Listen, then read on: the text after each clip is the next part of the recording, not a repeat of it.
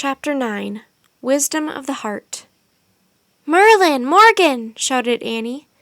Teddy and Kathleen cried out in amazement. Annie rushed to Morgan and hugged her. Jack was filled with giddy relief. "Hi!" he said. "Hi!" "Welcome back, sir," Teddy said to Merlin. "Thank you," said Merlin. He looked at Jack and Annie. "And thank you for turning us back into ourselves." "We didn't know you and Morgan were the wolves," said Annie. "We were following you so we could help you," said Morgan. "The wizard told us that if you caught up with us, you would eat us," said Jack. "Really?" said Morgan. They all looked at the ice wizard. Standing with his sister, he stared guiltily at Morgan and Merlin. "I feared that if they got close to you, they might discover who you were," he said. "But I will do no more harm, I promise, for I can see clearly now." The wizard looked back at his sister, and his blue eyes shined with joy. "You can see because you have your heart back," said Morgan. "It was not only your eye that was missing, it was also your heart. We see with our hearts as well as our eyes." "And now perhaps you can find the wisdom you were seeking from the Norns," said Merlin. "For wisdom is knowledge learned with the heart as well as the head." The ice wizard nodded. "Please find it in your hearts to forgive me," he said. "Use my sleigh to take you safely home." "Yes, indeed, we must leave now," said Morgan. "We have been gone from Camelot too long." "The next time you come to Camelot, my friend, you must come as a guest," said Merlin, "not as a thief in the night." "And you must bring your sister also," Morgan said to the wizard. "Indeed, I will," the wizard said. Merlin looked at Jack, Annie, Teddy, and Kathleen. "Is everyone ready to leave now?" he asked. "Yes, sir," they all answered together. Merlin looked at the staff of strength in Jack's hands. "Oh, sorry, I almost forgot," said Jack. He handed the heavy staff to Merlin. As soon as Merlin held the staff of strength, he seemed more powerful. "Let us be off," he said briskly. Merlin and Morgan led the way out of the throne room, their red cloaks billowing behind them. Teddy and Kathleen followed, and Jack and Annie hurried after them. Just before they left the room, Jack and Annie glanced back at the ice wizard and his swan sister. They were deep in conversation again. "They haven't seen each other for years," said Annie. "They must have a lot to talk about." "Yeah," said Jack. He couldn't imagine not seeing Annie for years. "Come on, let's go." He took her hand and pulled her out of the throne room, through the front hall, and into the cold dawn. Jack and Annie followed their 4 Camelot friends to the wizard's sleigh. Everyone climbed in. Annie sat at the rudder. Jack stood at the front. He pulled out the wind string and untied a knot. The sleigh rocked forward. He untied another, and the sleigh started moving very slowly. The sleigh was heavier than before, so Jack quickly untied 2 more knots. The sleigh bolted across the snow. "Stand fast," said Teddy. As the sleigh swished through the dawn, Annie turned to Morgan and Merlin. "I have a question," she said. "Can you tell us what the giant looks like, the frost giant?" Merlin smiled. "There is no frost giant," he said. "What?" said Kathleen and Teddy. "Sure there is," said Annie. "We heard his breathing." "He nearly froze us to death," Jack said. "At night the wind often swirls through the hollow hill like a cyclone," said Merlin. "You experienced one of those storms." "But what about the Norn's story of giving the wizard's eye to the frost giant as a gift?" said Jack.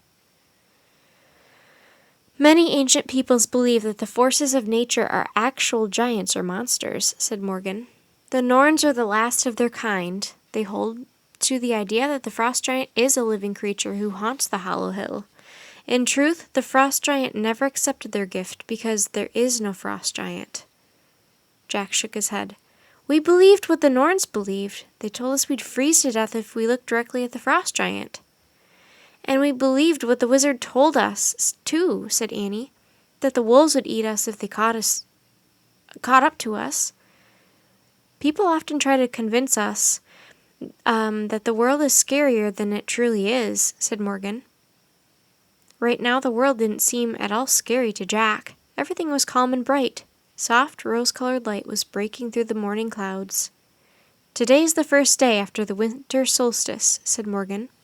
"Today, the light starts to return. The days will grow longer." Jack turned to look at the sun.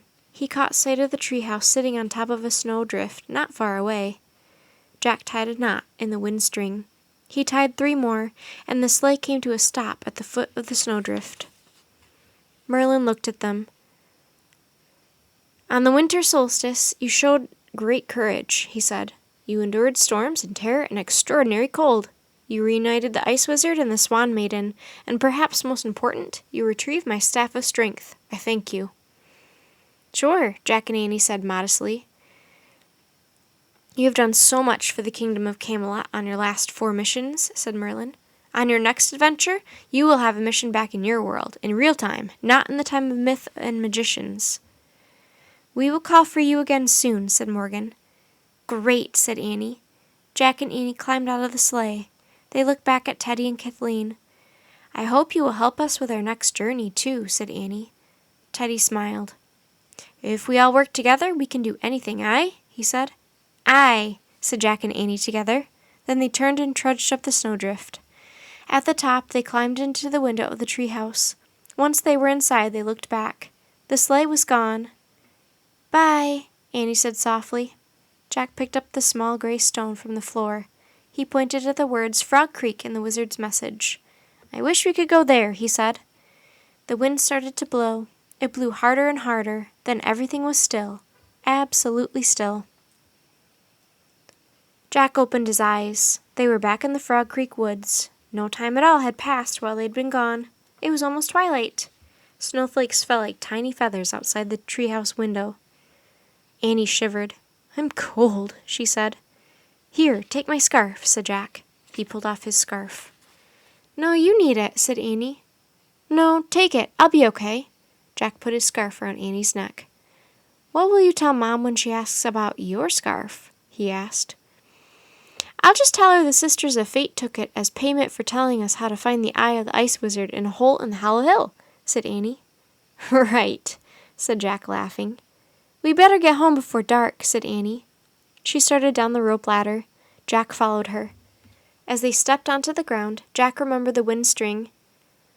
"We forgot to give this back," he said. He reached into his pocket and pulled out the string. "I guess Merlin's magic took the sleigh back to Camelot." Jack and Annie looked at the string for a moment. "Untie a knot," Annie whispered. Jack took off his gloves and untied a knot. He held his breath and waited. Nothing happened. He gave Annie a little smile. "I guess in our world it's just a piece of string," he said. Jack put the string back in his pocket. He and Annie started walking over the snowy ground between the trees. As they walked, Jack looked for Teddy's and Kathleen's footprints, but they were completely gone. Jack and Annie moved out of the woods and down their street. They saw Christmas tree lights sparkling in people's houses and candles shining in windows. Their boots squeaked as they crossed their snow-covered yard. When they got to the stairs of the porch, Jack stopped. He stared in astonishment. Annie's red woolen scarf was draped over the railing of the porch. "I don't believe it," said Jack. "I do," said Annie. They hurried up the stairs, and Annie grabbed her scarf. "Look," she said. She held up the scarf to show Jack. There was a tiny picture woven into it, a picture of him and Annie and 2 white wolves. Jack was speechless. "Cool, huh?" she said. She gave Jack back his scarf. Then she tied her scarf around her neck. She tied the part with the picture under her jacket collar. The front door opened. A delicious smell wafted out from the house. "Hi," said their mom. "The cookies are ready. Come inside and get warm." The end.